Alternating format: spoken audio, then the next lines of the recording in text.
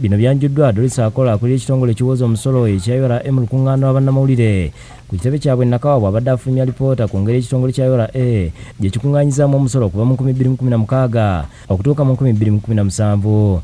Tusobodde okukung'aanya oba okusoloza omusolo oguweze obuwumbi 1,000 kumpi n'emitwalo 9 eja Uganda. Akola ategeeza ng'Ekyeya bwe kibakoseza mu kung'aanya omusolo olw'ensonga nti ebyobulimi bye bisinga okuvaamu omusolo ate ng'omusana gwabisaanyawo byonna.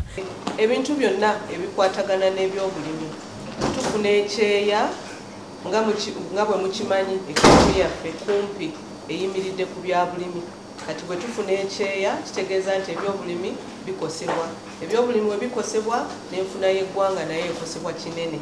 Kati enfuna y'eggwanga bwe ekosebwa kinene, then obviously n'emisolo nagyo giba gigenda kukendeera.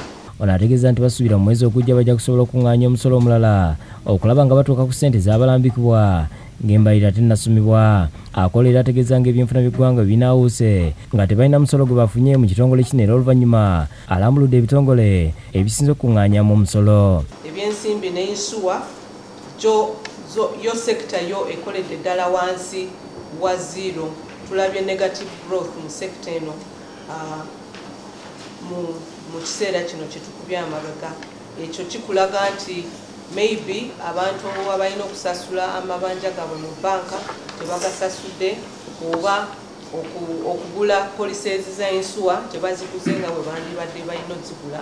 Ono era alambuludde ebimu ku bintu bye basobodde okutuuka ku bbanga lino. Ssente zino ze tukung'aanyiza zitulaze nti omusolo okuva ku mwaka oguwedde ne ku mwaka guno omusolo gukuze okutuukira ddala mu percentage eya 12 kumpi 13 naye nga 12 n'obutundutundu 7.2.